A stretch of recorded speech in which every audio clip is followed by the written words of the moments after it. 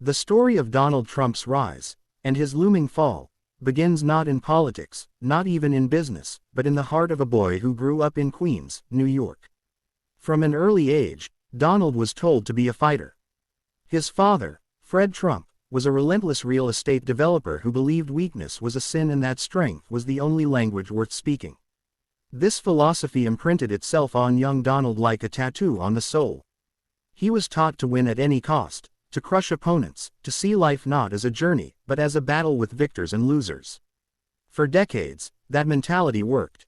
Donald Trump built his name into a brand: lavish towers of gold, casinos that glittered under neon lights, hotels that promised luxury. Even when businesses collapsed, even when debts piled higher than his skyscrapers, Trump refused to accept defeat. He reinvented himself, not as a developer or a tycoon, but as a personality.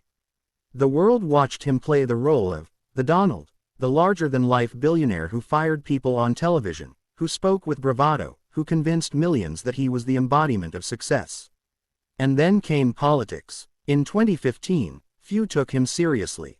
Pundits laughed when he descended that golden escalator in Trump Tower to announce his candidacy. They mocked his blunt words, his unconventional style, his lack of political experience. But what they failed to see was the growing anger in America, the factory workers who had lost their jobs, the families crushed under medical bills, the veterans forgotten by a government that promised but never delivered. Trump tapped into that fury. He spoke directly, unapologetically, and with a kind of rawness that many found refreshing. He wasn't polished, he wasn't scripted, and in a world weary of establishment politics, that made him magnetic. When Donald Trump won the presidency in 2016, the world was stunned. For his supporters, it was proof that the forgotten had been heard. For his critics, it was a nightmare they couldn't wake from.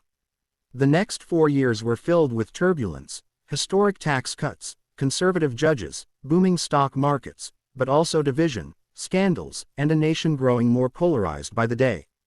To his followers, he was a warrior standing against corrupt elites and foreign powers. To his opponents, he was a threat to democracy itself. But here's the thing about meteoric rises: they almost always foreshadow spectacular falls. After leaving the White House, Trump refused to fade away like most presidents do. He remained the loudest voice in American politics, rallying millions, refusing to admit defeat. His influence reshaped the Republican Party itself, bending it around his personality, his grievances, his vision. Yet with every passing year, cracks began to appear. Investigations swirled. Courtrooms summoned him. Former allies distanced themselves. The weight of his past decisions grew heavier, threatening to pull him down. And behind all the noise, behind the headlines and rallies, lies a very human story, the story of a man who built his identity entirely on winning, who never allowed himself to lose, who never accepted the possibility of being ordinary. The tragedy of Donald Trump isn't just about politics, it's about the human cost of pride, of hubris, of defining your worth by power alone. In small towns across America, there are families who still cheer his name, who wear their red hats with pride, who believe Trump gave them a voice when no one else would. For them, his rise was their rise too. But in cities and suburbs, there are millions who see his legacy as scars on the nation, who pray for the day his shadow no longer looms over every headline. And now, as the weight of legal battles, political rivals, and the passage of time all converge, the upcoming fall of Donald Trump seems inevitable. Whether it comes through courtrooms, elections, or history books, it will come.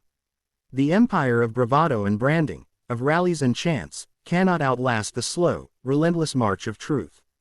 Yet the story does not end in despair, because the fall of one man, no matter how powerful, is also the chance for a nation to rise. The real lesson of Trump's story isn't just about him. It's about us. It's about the dangers of placing too much hope in a single figure, the risks of letting division define our future, and the urgent need to rebuild unity, compassion, and trust. Donald Trump's rise was dazzling. His fall will be dramatic. But beyond the man lies the message: that power without humility is fleeting, that pride without wisdom leads to ruin, and that the true greatness of a nation lies not in the hands of one leader, but in the hearts of its people. As the curtain slowly begins to close on this chapter of history, we are left with a choice.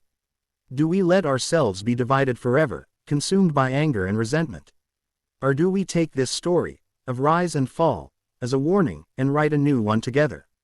That choice, ultimately, is ours.